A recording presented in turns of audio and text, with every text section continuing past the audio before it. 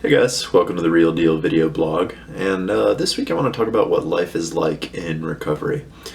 So there's this popular imagination about going to rehab, this image that people have where someone's struggling with a drug or alcohol problem, and their friends and family, they're all worried about them, and everyone gets together and stages an intervention, and the person breaks down and admits how bad everything is, and there's a lot of tears all around, and the person finally decides to admit they have a problem and go off to a treatment center, check into an inpatient treatment center for a month or two. It's probably some nice place in Florida or California or something, and they relax, they attend some groups, they get some therapy, meet some people and talk about their feelings, and at the end they walk out the door clean, sober, and healthy, and ready to start a new life. They're ready to take on the world. But what happens after that? What's life like after rehab, and what's it like for people who are living in sobriety? Usually it's not. It doesn't quite look the way that I've just described. Sort of this stereotypical picture. Things can look really different, and it's usually pretty much never just as simple as walking out the door of a treatment center and saying problem solved. There is a reason that there's a whole range of treatment services that are specifically geared towards people who are coming out of treatment. I would say, in fact, that leaving rehab is the most dangerous moment. This is when people are most likely to relapse, and data backs this up. It's why people are going back to the location where they were drinking or using, going back to that same environment, the same people who are influencing them, and they're going to have a really, really hard time staying sober. Sure, they might have learned a lot in their treatment center, but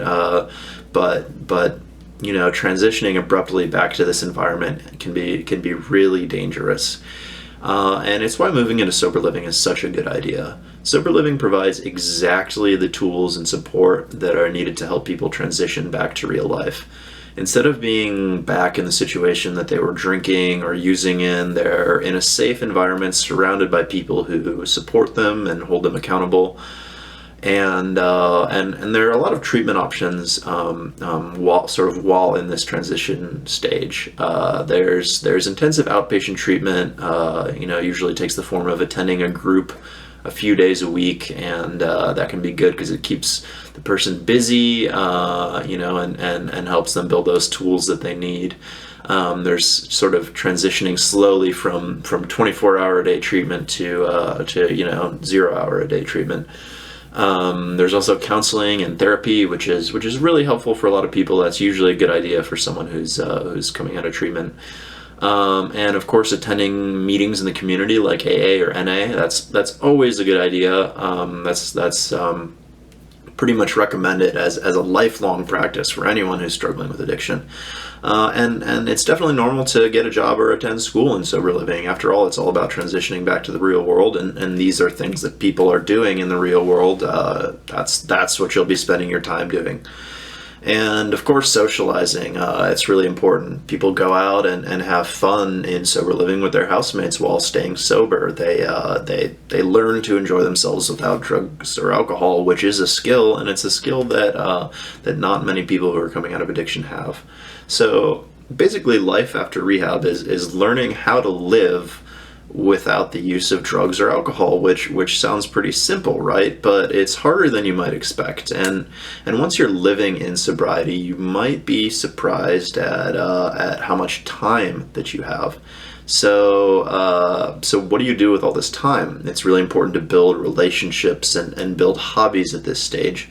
Having a job is great, but you still need something to do in your free time to keep you sane. You need a complete life, not just a few things here or there. You need if you want to be successful treating addiction, you have to take the whole life approach.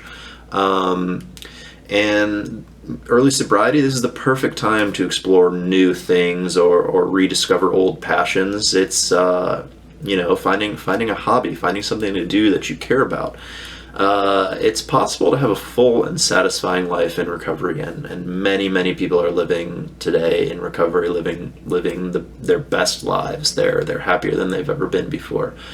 But this happiness and satisfaction doesn't just come to you. Using drugs and alcohol was the easy way out. That's that quick reward, that relief from the difficulty of life. But if you want to live life sober and be happy, you're gonna have to put in some effort towards that.